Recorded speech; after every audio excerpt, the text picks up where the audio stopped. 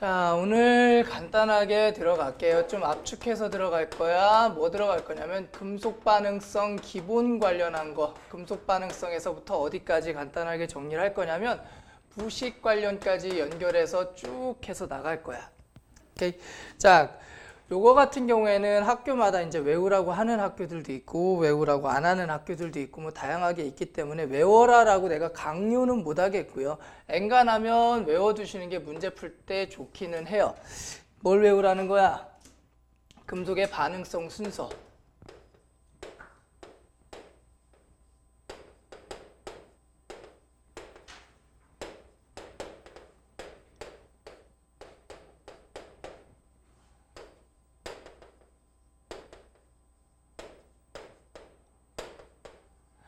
요렇게까지를 갖다가 우리가 금속의 반응성 순서라고 얘기를 하지. 그래서 기본적으로 어디로 갈수록 왼쪽으로 갈수록 반응성이 뭐하다라고 얘기를 하냐면 반응성이 크다라고 얘기를 합니다. 자, 금속의 반응성이 크다라는 말을 이해를 잘 하시면 되게 쉬운 거야. 금속의 반응성이 크다는 얘기는 전자를 뭐하기가 쉽다는 얘기로 받아들이면 되니? 전자를 뭐하기가 쉬운 거야? 읽기가 뭐하다로 받아들이면 돼? 쉽다로 받아들이면 되는 거고, 전자를 잘 읽는다라는 말은 뭐라고 받아들이면 되니? 무슨 이온으로 되기 쉬운 거야? 양이온으로 되기가 뭐하다라고 받아들여라. 쉽다라고 생각하시면 돼. 그래서 이게 제일 쉬워. 자, 뭐로 되는 애가 양이온으로 되는 애가 반응성이 큰 거다 작은 거다? 반응성이 큰 거다. 오케이. 거기에다가 이어서 전자를 잃는다라는 건 뭐 된다는 거니? 산화되기가 뭐하다는 의미? 쉽다는 의미.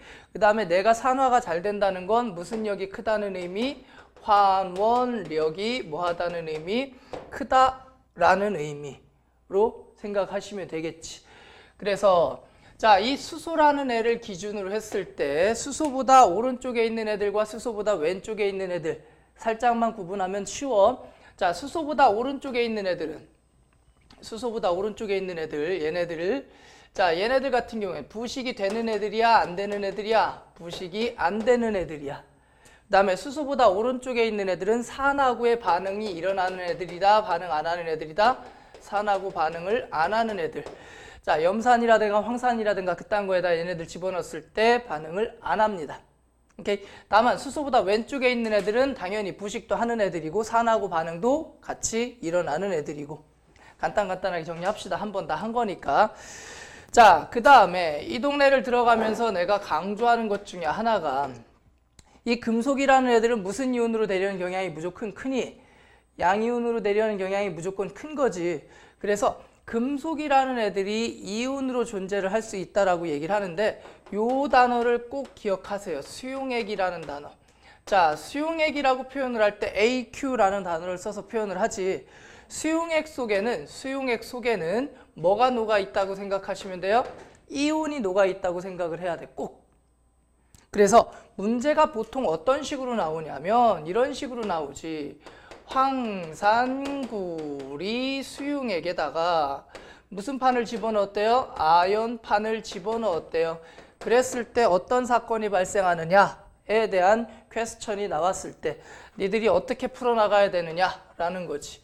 자, 그러면 여기에서 황산구리 수용액이라는 걸 식으로 써주면 어떻게 되겠니? Cu, SO4 하고 뭐가 되는 거야? 수용액. 이렇게 써줘야 되겠지? 황산구리 수용액에다가 누구를 집어넣은 거야? 금속 아연을 집어넣은 거야.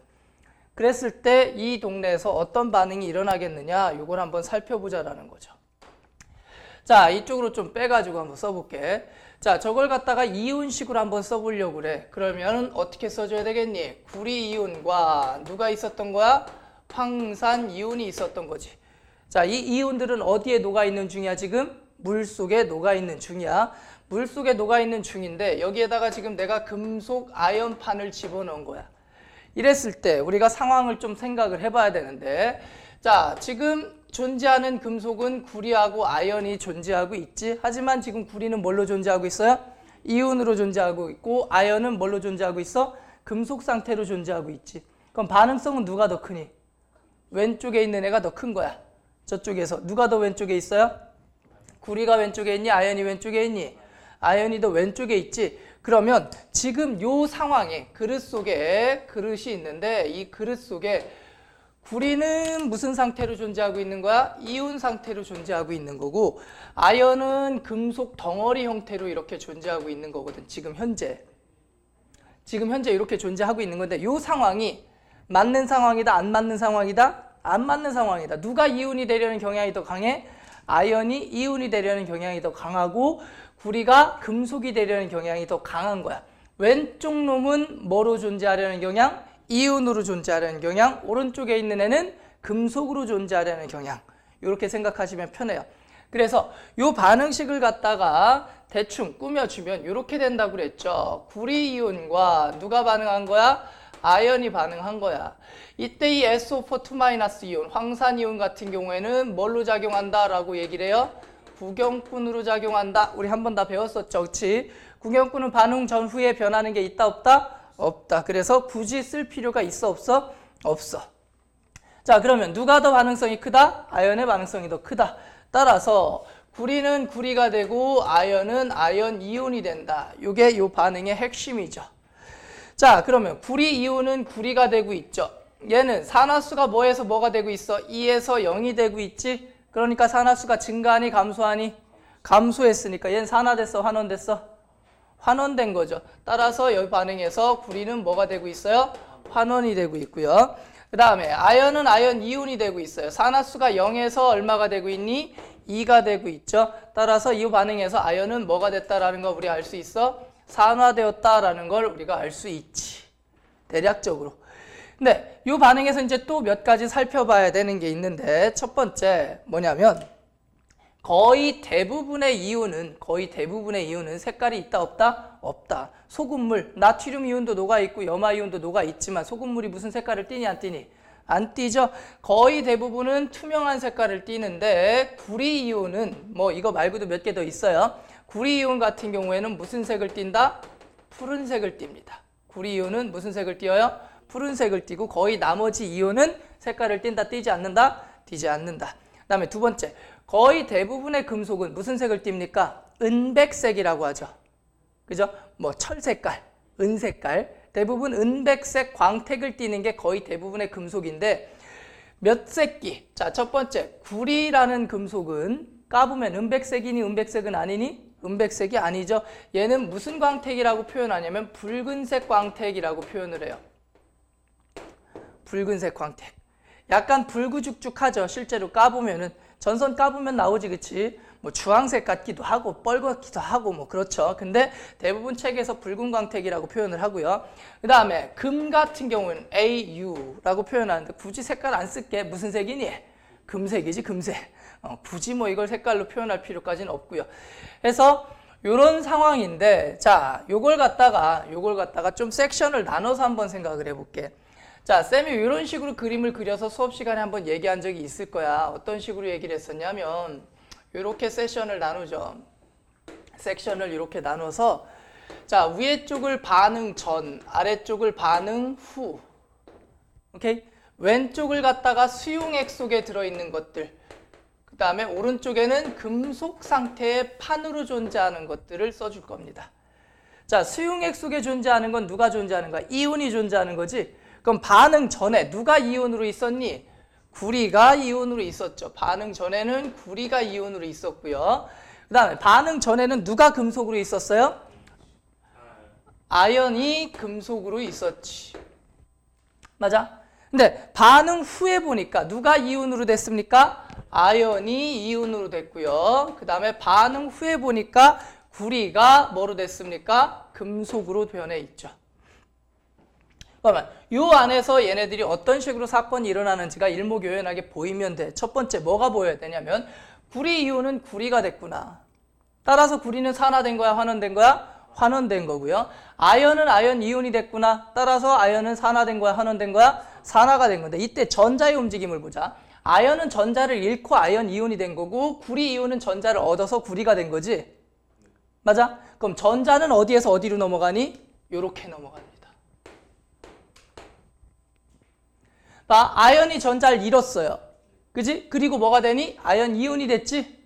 그리고 구리는 전자를 얻었지? 그래서 뭐가 되고 있니? 금속 구리가 되고 있지. 전자의 이동은 이렇게 가는 거야. 그래서 얘는 이렇게 되고 얘는 이렇게 되는 거지.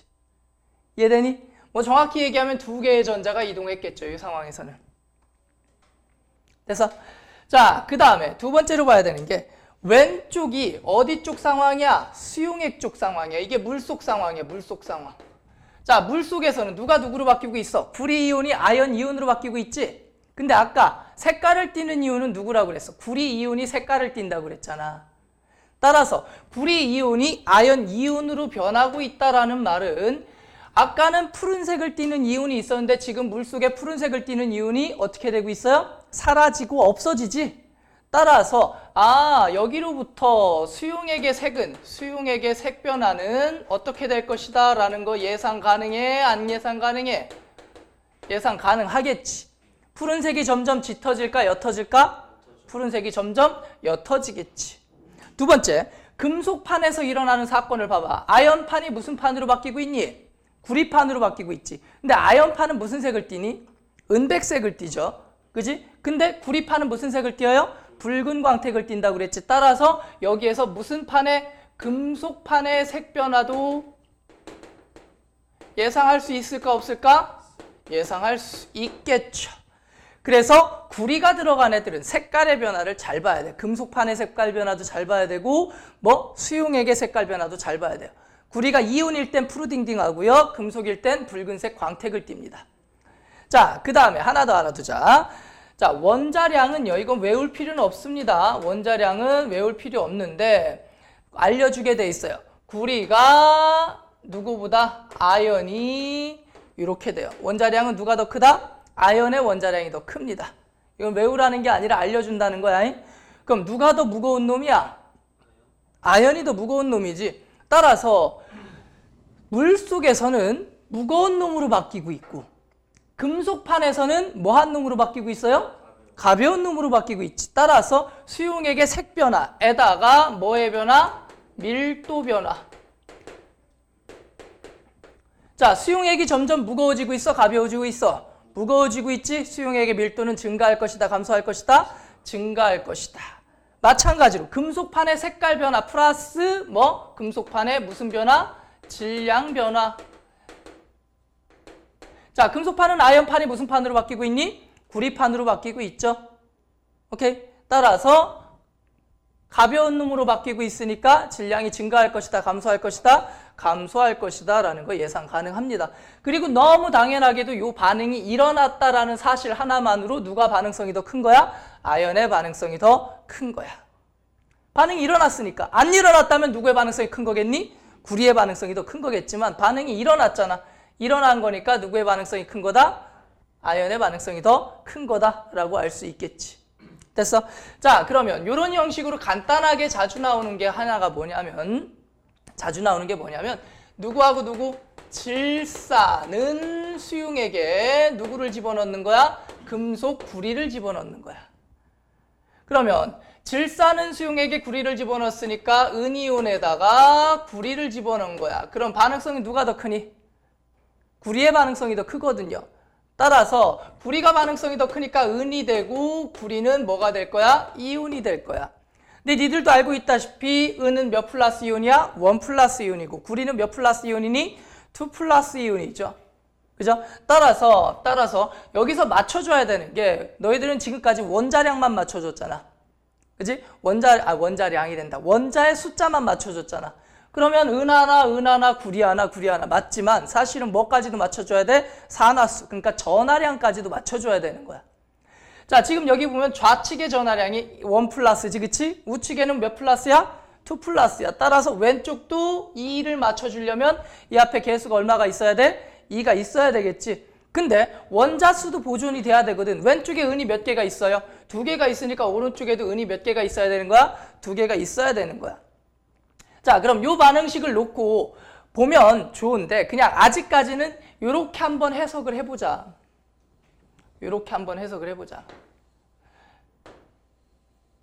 자, 아까랑 똑같은 거야. 자, 위에는 반응 전, 아래는 반응 후. 그 다음에 좌측에는 어디 속 상황? 수용액 속 상황. 우측에는 뭐의 상황? 금속판의 상황.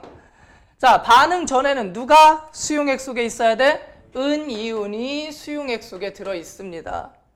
그리고 반응 후에는 누가 수용액 속에 들어 있어요? 구리이온이 수용액 속에 들어 있죠. 됐어? 그다음에 반응 전에는 구리가 수용액 속에 들어 있었고요. 그다음에 반응 후에는 누가 수용액이란다. 금속 상태 구리가 금속 상태 은으로 바뀌고 있는 거지. 그럼 아까랑 똑같이 가야 되는데, 자, 생각을 해봐. 구리는 전자를 잃어서 구리이온이 됐지. 그럼 구리는 뭐가 되는 거야? 산화가 되고 있죠. 요렇게 되고 있으니까. 그죠? 그 다음에 은은 뭐가 되고 있어요? 요렇게 되고 있지. 전자를 얻었죠? 그러니까 은은 뭐가 되고 있는 거니? 환원이 되고 있어. 근데 요걸 잘 봐. 은이 전자를 얻었고 구리는 전자를 잃었잖아. 그럼 전자가 어떻게 넘어가야 돼? 요렇게 넘어가야 되겠지. 그죠? 따라서 전자가 이렇게 넘어가서 얘가 전자를 얻어서 은이 되는 거고 얘는 전자를 잃어서 이온이 되는 거지. 근데 얘는 2 플러스 이온이 되니까 전자 몇 개를 잃어야 돼? 2개를 잃어야 되니까 은이 몇 마리가 필요했던 거야? 2마리가 필요했던 거야. 그래서 아까 개수를 그렇게 맞춰줬던 거죠. 이해되니 무슨 말인지? 자, 그럼 똑같아. 대각선으로 산화 환원 판단할 수 있지. 그리고 전자의 움직임 판단할 수 있지. 그 다음에 수용액 속에는 어떤 사건이 일어나는지 판단 가능해? 불가능해? 가능하죠. 수용액의 색깔 변화 어떻게 되니? 푸른색이 진해져 옅어져? 진해지겠지. 처음엔 투명한 수용액이었을 텐데 반응이 가면 갈수록 무슨 색으로 변해갈까? 푸르딩딩한 색깔로 변해갈 거야. 그 다음에 두 번째, 금속판이 붉은색 광택이 나는 구리판을 갖다가 물속에다 집어넣은 거거든. 근데 처음에는 구리판을 집어넣는데 점점 은이 석출되고 있어. 그럼 석출되는 금속은 무슨 색을 띠겠니? 은백색 광택을 띠는 금속이 석출되었다라고 얘기를 할 수가 있겠죠. 이해되니? 자, 근데 여기에다 한 가지 추가적으로 더 얘기를 하면, 자, 원자량은 무조건 문제에서 알려준다 했다. 자, 구리하고 은의 원자량을 비교해보면 누구의 원자량이 더 크냐면 은의 원자량이 더 커요. 그러면 은이 더 무거우니까 무거운 놈 2마리가 가벼운 놈 1마리로 바뀌니까 수용액의 밀도가 증가할까 감소할까? 감소하겠지. 무거운 2마리가 사라지고 가벼운 1마리가 들어왔잖아. 체육만 둘 나가고 나 하나 들어왔어. 우리 교실이 무거워지니 가벼워지니? 가벼워지겠지. 그 다음에 마찬가지로 금속판은 구리가 은 2개로 바뀌고 있어. 구리 하나가 은 2개로 바뀌고 있어. 그럼 금속판의 질량은 증가할까 감소할까? 증가하겠지. 이해되니? 자, 여기에다가 이제 한 가지 더 추가해야 되는 게 뭐의 변화냐면 이온수의 변화야. 이온수의 변화. 자, 요거는 이제 금속 반응 양적 관계, 양론 들어갈 때 조금 더 디테일하게 하긴 했지만 지금 요것만 보고도 증가한다, 감소한다까지는 판단할 수 있어야 돼. 그러면 얘는 은 이온 2개가 구리 이온 하나로 바뀌고 있지. 전하량은 보존됩니다. 이렇게 넘어갈 때 뭐는 무조건 보존이 돼야 돼요? 전하량은 보존이 돼야 돼요. 그러려고 개수를 맞춘 거거든. 근데 전하량을 보존을 시키기 위해서 1 플러스 2마리가 사라지고 2 플러스 1마리가 들어온 거거든. 그러니까 이온수는 증가할까 감소할까? 감소하는 거지요. 2개가 사라지고 하나가 증가했으니까. 둘 나가고 1명 들어온 거야. 근데 둘 나간 새끼는 가벼운 새끼가 나가고 들어온 새끼는 무거운 새끼가 들어온 거지. 그러니까 전하량은 보존이 됐지만 인원수를 셀 때는 돼지 같은 새끼가 들어와도 한 놈, 두 놈, 세 놈, 네 놈이잖아. 날씬한 애가 들어와도 하나, 둘, 셋, 넷이지, 그치? 그죠? 전하량이 작은 2마리가 나가고 큰 놈 1마리가 들어온 거지. 오케이? 자, 따라서 이온수의 변화는 뭐랑 거꾸로 간다? 이온의 산화수 변화랑 거꾸로 가는 거야? 바로 가는 거야? 거꾸로 가는 거야. 이온수의 변화는 산화수 변화랑 거꾸로 갑니다. 자, 이온의 산화수 변화가 어떻게 되느냐에 따라서 이온의 산화수가 1풀짜리가 2 플러스짜리가 되고 있지? 그럼 이온의 산화수가 증가하면 이온수는 뭐 할까? 감소하는 거야. 만약에 2풀짜리가 1풀짜리가 돼요. 그럼 이온의 산화수가 뭐하니? 감소하지? 이온의 산화수가 감소하면 이온의 숫자는 뭐 하게 될까? 증가하게 되겠지. 근데 지금 이 반응에선 이온의 산화수가 증가하니까, 화살표 거꾸로 쳤네. 이온의 산화수가 증가하니까 이온수는 증가할까 감소할까? 감소하겠죠. 여기서는. 이해되니? 이온의 숫자는 감소하고 이온의 산화수는 증가한 거야. 이건 무조건 거꾸로 간 거야. 자, 누굴 알려주든 결과를 도출할 수 있어야 돼. 만약에 이윤수가 감소하고 있어. 그러면 이윤의 산화수는 증가하고 있다라는 걸 체크하시면 되는 거고, 이윤의 숫자가 이윤 숫자를 얘기했지. 이윤의 산화수가 감소하고 있어. 그럼 이윤수는 증가할 것이다라는 걸 예측하시면 되는 거야.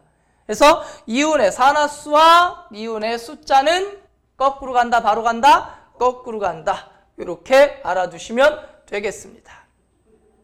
이해되니?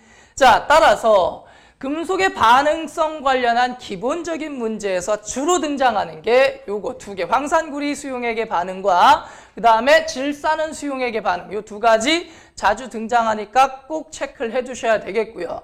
거기다 플러스 알파로 이제 금속의 부식 관련된 내용 들어가 보도록 해봅시다. 자, 이제 뭘 들어간다고 했어? 금속에 뭘 들어간다고 그랬니? 부식 들어간다고 했지. 이 금속의 부식 관련해서 나오는 파트는 좀 뻔합니다. 사실은 수능에서나 모의고사에서나 금속 부식 파트가 조금 사라진 지 좀 됐어. 구체적으로 안 나온 지 좀 됐는데, 근데 여전히 내신에서는 계속 출제가 되고 있거든. 그래서 내신에서는 이 부식 파트를 꼭 알아두실 필요가 있습니다. 자, 첫 번째, 우리의 목적은 부식을 막자, 도와주자. 막자야. 그러려면 뭐를 알아야 되냐면 원인을 알아야 돼. 부식의 원인. 자, 부식의 원인은 결과론적으로 얘기합시다. 우리가 이제 매일 많이 쓰는 애가 누구야? 철이죠. 이 철이라는 애가 부식이 될 건데, 누구 때문에 부식이 되냐면 결과론적으로 물과 산소 때문에 부식이 됩니다. 물과 산소가 누구를 부식시키는 원흉이야? 철을 부식시키는 원흉이야. 그러면 어떠한 원리로 부식이 되냐면 철이 얘한테 뭐를 줍니까? 전자를 줍니다. 자, 철이 전자를 잃었으니까 당연히 철은 뭐가 될까? 철 이온이 되겠지? 그죠? 따라서 철은 철 이온이 될 거야. 철 이온이 될 겁니다. 오케이? 그리고 얘는 전자를 얻었으니까 당연히 뭐가 되겠습니까? 전자를 얻었으니까 양이온이 돼야 돼? 음이온이 돼야 돼? 음이온이 돼야 되겠죠? 따라서 여기서 전자를 얻어서 무슨 이온이 되는 거야? OH-이온이 되는 거야. 오케이? 자, 그리고 이 철 이온은 다시 한번 전자를 잃어요. 그래서 얘한테 전자를 다시 한번 상납을 합니다. 그러면서 철 몇 플러스 이온까지 되냐면 3 플러스 이온까지 돼요. 사실 이거 완벽한 반응식이 아니야. 그냥 내가 야매로 대충 쓰는 거야. 그냥 어렴풋이만 알고 있으면 돼요. 이거 정확한 반응식을 다 써라 그러지는 않으니까. 했을 때 얘랑 같이 반응해서 뭐가 만들어지냐면 Fe2O3가 만들어져요. 이게 뭐야? 니들 흔히 얘기하는 산화철, 녹슨 철이 되는 거지. 정확한 반응식 아니다. 그냥 대략 쓴 거야. 대략.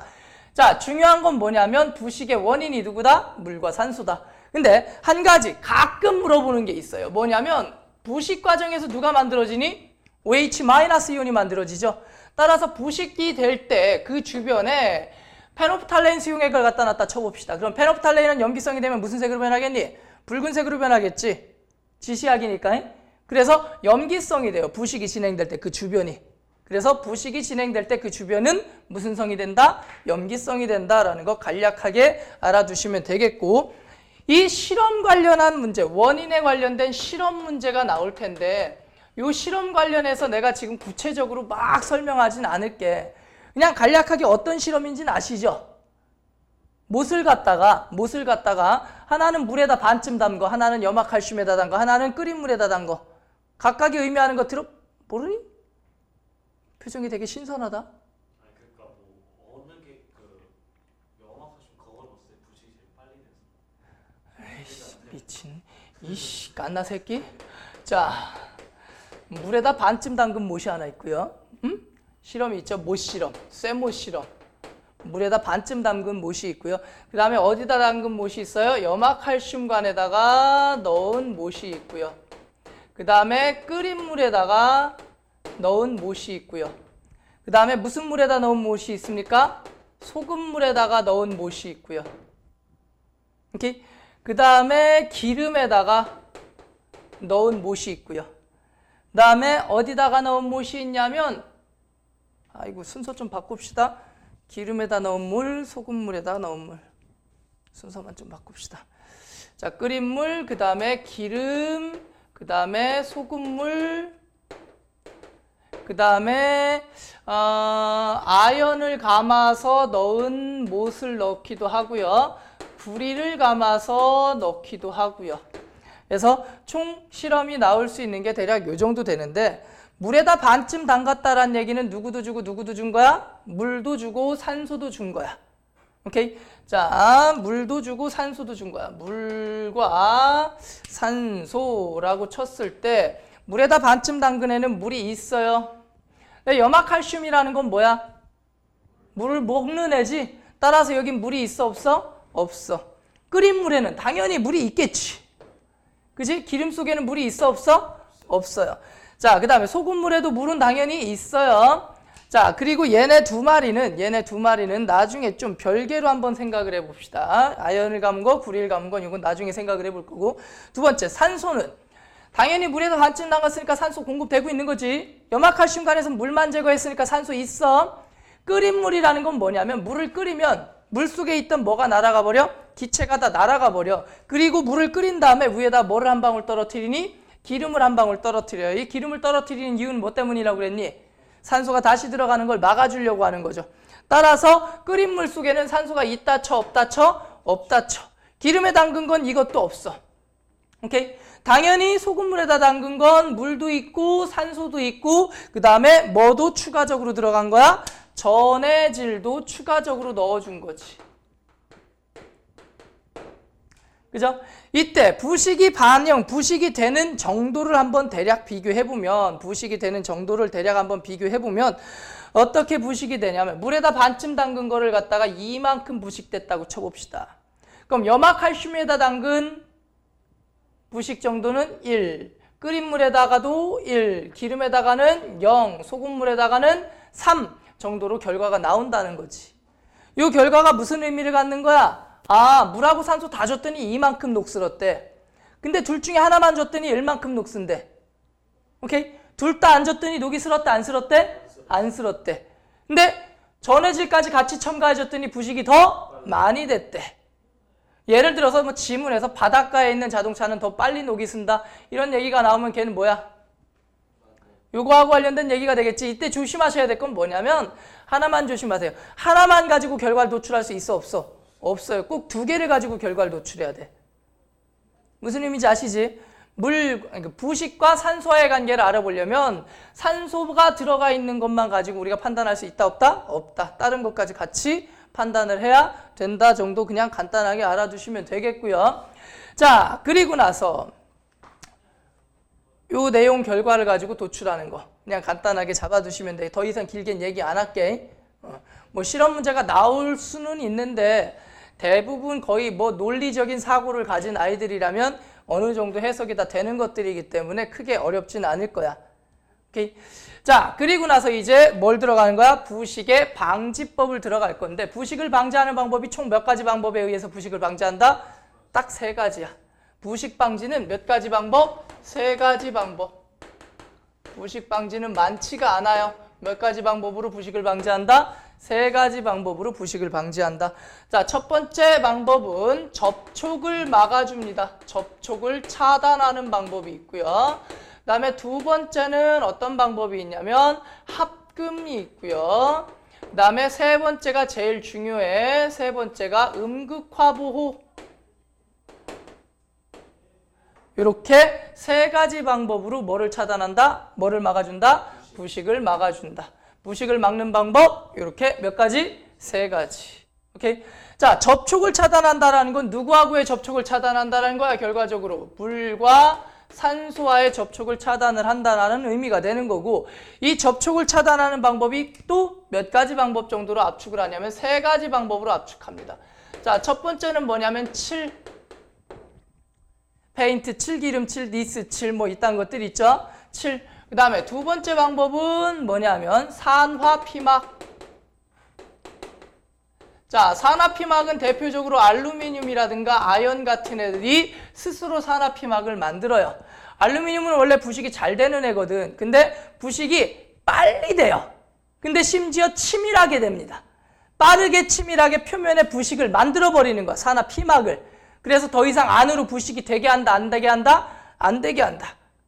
대략 이해하시지? 원래 본 수업 시간에 한 번씩 다 했으니까. 그래서 알루미늄이나 아연 같은 애들은 스스로를 어느 정도 보호할 수 있는 애들이다. 알아두시면 되겠고, 세 번째가 제일 중요하죠. 누구? 도금. 자, 도금과 합금의 차이점은 알고 계시지? 도금은 껍데기만, 합금은 아예 믹스. 오케이? 자, 도금에서 니들이 몇 가지를 배울 거야? 두 가지를 배웁니다. 뭐하고 뭐를 배우냐면, 첫 번째, 함석을 배울 거고요. 두 번째, 양철을 배울 거야. 함석이나 양철이나 둘 다, 기본 베이스는 누구를 가지고 갑니까? 철 베이스로 갑니다. 자, 둘 다 철 베이스에 함석은 누구를 도금한 거야? 아연을 도금한 걸 갖다가 함석이라고 하고요. 누구를 도금한 거? 주석을 도금한 걸 갖다가 뭐라고 얘기를 한다? 양철이라고 얘기를 해. 콜. 여기까지 안 되는 거 없지, 그치? 요 도금 관련된 파트는 음극화 보호를 한 다음에 다시 한번 빠르게 설명을 할게. 자, 그 다음에 합금이라는 건 우리가 뭐 대표적으로 뭘 배웁니까? 스테인레스 스틸. 자, 그래서 스테인레스 스틸이라고 하는데 일명 우리는 뭐라고 불러요? 스댕이라고 부르죠. 얘는 누구 섞는 거냐면 철, 크로뇽, 니켈 등등을 섞어가지고 우리가 흔히 스댕이라고 부르는 물질을 만든다. 아예 섞는 거야. 부식이 안 되도록. 그리고 제일 중요한 게 누구? 음극화보호법. 얘가 제일 중요합니다. 음극화보호가 제일 중요해. 자, 음극화보호를 하기 위해서 이쪽에 반응성 나와 있는 데 가서 설명을 할게요. 자, 반응성을 보면 이렇게 쭉 왼쪽으로 갈수록 전자를 뭐 하기가 쉽다고 그랬니? 잃기가 쉽다고 했죠? 그럼 반대로 갈수록, 이쪽으로 갈수록 전자를 뭐 하기가 쉽다라는 해석도 가능해? 얻기가 쉽다라는 해석도 가능하겠지. 음극화보호를 이용하는 가장 대표적인 게 누가 있다고 그랬니? 기름탱크. 주유소에 가면 기름탱크가 있기 없기? 있기. 어디에 있기? 땅에 묻혀 있기. 기름탱크가 본 적 한 번도 없잖아, 니네. 다 땅에 묻어놔요. 근데 문제는 얘같이 커다란 애들을 갖다가 땅에다 묻어놓으면 얘가 부식이 되면 구멍이 뚫리고, 구멍이 뚫리면 기름이 새고, 기름이 새면 우리나라는 뭐가 된다? 산유국이 된다. 왜? 기름이 질질 새니까. 기름이 철철 나올 거야, 땅을 파면. 그죠? 그 좋은데. 이걸 왜 굳이 녹이 쓸지 않게 하는지 모르겠어. 어쨌든 부식이 되지 말래요. 그래서 부식이 안 되게 하려면 어떻게 해야 되겠느냐 이건데, 문제는 얘는 크기가 커 작아? 겁나 크죠. 페인트 칠 의미 있어 없어? 없어. 기름 칠 의미 없어. 금으로 만들어? 돈 겁나 많이 들겠지. 그래서 다른 방법을 이용합니다. 자, 어쨌든 중요한 건 얘 부식을 시키는 원인 물질이 누구라는 거야? 물과 산소가 이 철을 부식시키는 원인 물질이라는 거지. 그럼 결과적으로 전자가 어디에서 어디로 가는 거야? 여기에서 여기로 전자가 넘어가기 때문에 얘네들이 전자를 얻고 뭐가 되는 거야? 결과적으로 OH-이온이 된다는 거야. 이러니까 얘가 부식이 되는 거겠지. 그래서 이 부식을 막기 위해서 여기다가 뭐를 하나 달아놔 본다고 하냐면 마그네슘 덩어리를 하나 달아놓으면 부식이 안 된대요. 근데 그 전에 얘랑 연결을 하기 전, 아직 연결 안 했다 쳐봅시다. 연결을 안 하면 마찬가지로 여기에서 여기로도 전자가 갈까 안 갈까? 전자가 가겠죠. 따라서 얘네들은 전자를 양쪽에서 다 뺐으니까 열심히 부식이 만들겠지. 얘도 부식되고 얘도 부식되고 있겠지. 근데 얘랑 얘를 뭐로 연결을 해줘요? 도선으로 이렇게 연결을 해줘요. 그 순간 뭐가 일어나는 거야? 매직이 일어나는 거야. 어떤 매직이 일어나냐면 철하고 마그네슘을 놓고 비교하면 어느 쪽에 있는 애가 반응성이 더 커요? 철하고 마그네슘을 놓고 보면 철이 여기 있고 마그네슘이 여기 있지, 그치? 반응성이 누가 더 크니? 마그네슘의 반응성이 더 크지? 반응성이 크다는 얘기는 전자를 잃으려는 경향이 큰 거야. 그리고 얘는 마그네슘에 비해서 전자를 뭐 하려는 경향이 큰 거야? 얻으려는 경향이 큰 거야. 자, 뭐 애들한테 어거지 비유를 하죠. 체육만이 들어와서 우리 교실에 와서 삥 뜯는 거야. 삥을 뜯는데 나한테 와서 돈을 달래. 그럼 내가 돈 줘야 돼, 안 줘야 돼? 줘야지. 홍만이 형인데? 죽을라고? 큰일 나요. 무조건 드려야 돼. 이렇게 돈 드려야 돼. 근데 돈을 드리려고 보니까 여기 보이는 거야. 내 눈에 딱 띄는 거지. 그래서 얘한테 야 1,000원만 줘봐. 얘한테 1,000원을 빼서 그런 다음에 최용만이한테 가가지고 형님 하고 드리는 거지. 그럼 나는 누구한테 돈을 뺏었니? 얘한테 돈을 뺏어서 최용만한테 줬잖아, 그지? 그럼 나는 실제로 돈을 뺏어서 준 거니까 뺏긴 것도 아니고 뺏은 것도 아니지. 그럼 최용만은 나한테 돈 받았지. 그럼 끝났어? 아니지. 얘가 눈에 보일 거 아니야. 그럼 또 가 얘한테. 최용만이 얘 너한테 돈 달래. 줘야 돼, 안 줘야 돼? 줘야 되겠지. 그럼 얘는 2명한테 돈 뺏겼지. 최용만은 2명한테 돈 뺏었지. 나는 아무것도 안 됐지. 딱 그 원리야. 자, 얘가 반응성이 제일 커, 제일 작아? 제일 작아. 전자를 얻으려는 경향이 제일 큰 거야. 수소라고 생각하면 돼, 얘를. 그럼 여기서 이 오른쪽에, 제일 오른쪽에 있지, 수소가? 그러니까 전자를 가져가려는 힘이 가장 큰 놈이 얘야. 오케이? 얘는 가운데 낀 놈이고 얘가 제일 약한 놈이지. 전자만 놓고 얘기한다면. 그럼 얘가 제일 야리삐리한 놈이야.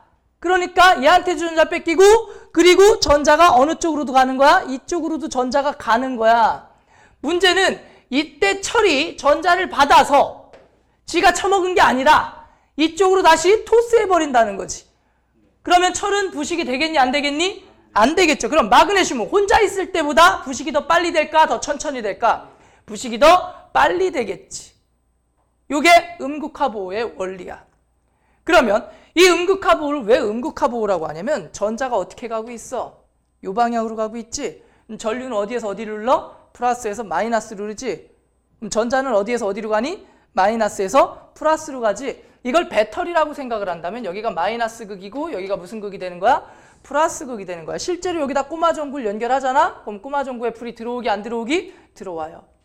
왜? 전자가 흘러가고 있으니까. 여기에 불 들어옵니다, 진짜로. 너희들이 사용하는 화학전지, 배터리들 있잖아? 다 요 원리로 만들어요. 반응성의 차이를 이용해서 배터리를 만들어. 그래서 이것도 똑같은 배터리야. 그래서 음극화보호, 여기를 무슨 극을 만들어서? 음극을 만들어서 얘를 뭐한다? 보호한다. 의 원리가 무슨 보호? 음극화보호가 돼요.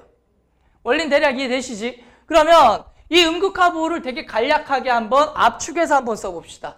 어떻게 쓸 거냐면 여기 등장인물이 있어요. 음극화보호에 등장하는 인물. 자, 첫 번째 반응성이 어떤 금속이 등장을 하냐면 큰 금속이 등장을 하고요. 두 번째 반응성이 뭐한 금속이 등장해요? 작은 금속이 등장하고, 그 다음에 누가 등장을 하냐면 물이 등장을 하고 산소가 등장을 하고요. 마지막으로 얘네들을 연결해주는 뭐가 등장을 합니까? 도선이 등장을 해요. 따라서 이 음극화보호에 등장하는 게 딱 몇 가지가 나와? 4가지가 나와. 이 4가지의 전자관계, 움직이는 관계만 파악하시면 끝나요. 자, 반응성이 큰 금속을 갖다가 나는 뭐라고 하냐면 희생금속이라고 해요. 얘가 희생하는 애야. 반응성이 큰 새끼가 희생합니다. 반응성이 작은 애가 뭐 받는 애야? 보호받는 애야. 그리고 물과 산소는 희생시키는 애지. 따라서 전자가 어떻게 가냐면 이렇게는 당연히 갑니다. 그죠? 그 다음에 반응성이 큰 놈이 반응성이 작은 놈한테 전자를 주죠. 반응성이 큰 놈은 전자를 잃기가 쉬운 거야. 얘가 잘 잃어 전자를. 전자가 이쪽으로 갑니다. 분명한 건. 그럼 얘는 전자를 받아서 지가 쓰니? 아니죠. 이쪽으로 그대로 토스해버리죠. 맞아? 따라서 전자의 이동 방향만 일단 살펴보면 반응성이 큰 애는 전자를 잃었으니까 당연히 뭐 되고 있어요? 산화되고 있지. 반응성이 작은 금속은 전자를 뭐 했어? 얻었지만 다시 주니까 환원된 거야? 안 된 거야? 안 된 거야. 얘는 불변이야. 불변. 그 다음에 물과 산소는 전자를 얻었으니까 뭐 되고 있는 거니? 환원되고 있는 거죠. 자, 반응성 큰 놈이 반응성 작은 놈을 뭐 한다? 보호한다. 큰 놈이 작은 놈을 보호하는 거야. 반응성이. 오케이? 큰 애가 작은 애를 보호하는 거야. 원래 큰 애가 작은 애를 보호하는 거야. 작은 애가 큰 애를 보호를 못해. 반응성이 큰 애가 작은 애를 보호합니다. 그 다음에 마지막 연결해준 도선은 일반적으로 무슨 선을 이용해서? 구리선을 이용해서 연결을 해주는데 이유는 간단해. 도선이 끊어지면 안 돼. 따라서 얘는 반응성이 가장 어떤 놈을 연결해주는 거야? 작은 놈으로 연결해주는 거야. 이 등장인물 중에서 이 중에서 반응성이 가장 큰 애, 작은 애, 반응성이 가장 작은 애로 연결을 해주는 거죠. 그래서 이런 식으로 해주는 애들은 주로 등치가 큰 애들. 예를 들면 선박, 배, 혹은 상하수도 파이프, 수도 파이프, 가스 파이프, 송유관 뭐 이런 것들 막 땅에다가 파이프 같은 거 묻잖아. 금속으로 된 파이프를. 그럼 얘네들이 부식이 되면 되겠슈 안 되겠슈? 안 되겠지. 그래서 이런 식의 원리를 이용해서 보호를 해준다. 그냥 간단하게 생각하시면 되는데 이때 여기랑 연결해 봅시다. 도금이라는 건 결과적으로 껍데기에다가 다른 금속을 씌우는 거잖아. 그래서 아연이 도금돼 있으면 아연은 뭐야? 스스로 산화피막을 만들 수 있는 애지. 그래서 아연으로 껍데기를 이렇게 씌워놓으면 철을 보호할 수 있어 없어? 있겠죠. 그 다음에 주석으로 씌워놓으면 주석은 철보다 반응성이 크니 작니? 저기 봐봐. 철보다 반응성이 크니 작니? 작죠. 따라서 부식되는 속도가 철보다 느려 빨라? 느려. 그러니까 누구를 일정 기간 동안 보호할 수 있어요? 철을 일정 기간 동안 보호할 수 있겠지. 근데 이 부식에서 포인트는 뭐냐면 도금의 포인트는 뭐냐면 도금이 잘 돼 있을 땐 아무런 문제가 되지 않아. 문제는 뭐가 생겼을 때? 흠집이 생겼을 때. 일명 기스 났을 때. 긁혔을 때. 그러면 아연이 긁히면 철이 노출되겠지. 주석이 긁히면 누가 노출될까? 철이 노출되겠지. 그러면 이때부터는 누구의 원리를 이용해야 돼? 음극화 보호를 생각해야 돼. 누가 누굴 보호한다고요? 큰 놈이가 작은 놈을 보호해요. 그래서 아연이 철을 보호할 거야. 따라서 함석은 흠집이 생겨도 괜찮아 안 괜찮아? 괜찮아. 그래서 주로 5개용으로 많이 사용합니다. 지붕이라든가 문이라든가 이런 거 밖에다가 쓰는 것들. 근데 문제는 양철이야. 양철은 흠집이 생긴과 동시에 누가 누굴 보호해? 철이 주석을 보호해. 그러니까 어떻게 되겠니? 철이 희생금속이 되겠지? 그럼 평소보다 부식이 빠르게 진행돼? 느리게 진행돼? 더 빠르게 진행되겠죠. 따라서 하는 게 나았던 거야? 안 하는 게 나았던 거야? 안 하는 게 나았던 거야. 흠집이 생기는 순간. 그래서 흠집이 생길 확률이 아주 낮은 실내에서 사용한 통조림 캔이라든가 이런 것들이 주로 양철 도금을 합니다. 정도 간단하게 생각해 두시면 돼. 됐어? 오케이. 그리고 나서 아까 요 실험에서 내가 요거 패스하고 넘어갔었지? 뭐 구리를 감아요? 아연을 감아요? 했던 거. 자, 아연선을 감으면 부식이 될까 안 될까? 안 돼요. 왜? 음극화 보호의 원리에 의해서. 구리선을 감으면 부식이 더 빨리 돼요. 왜? 음극화 보호의 원리에 의해서. 누가 누굴 보호하는 거야? 철이 구리를 보호하려고 하다 보니까 더 빨리 진행되는 거지. 자, 그리고 나서 여기다가 한 가지만 더 얘기합시다. 뭐냐면 자, 이런 실험을 해볼까 합니다. 자, 여기에 누가 들어있냐면 염산이 들어있어요. 염산 수용액입니다. 자, 그럼 이 안에 누가 들어있을까? H 플러스 이온이 들어있겠죠. 그지? H 플러스 이온이 들어있는데 자, 여기다가 두 개의 금속판을 넣어볼 거야. 하나는 아연판을 넣어보고요. 하나는 뭐 구리판을 넣어도 되긴 하는데 구리판으로 얘기하면 조금 재미없으니까 철이라고 합시다. 그냥 아연판과 철판을 둘 다 염산에다가 동시에 담갔어. 이렇게 담갔어요. 염산에다가요. 그러면 둘 다 산하고 반응하는 애야 안 하는 애들이야?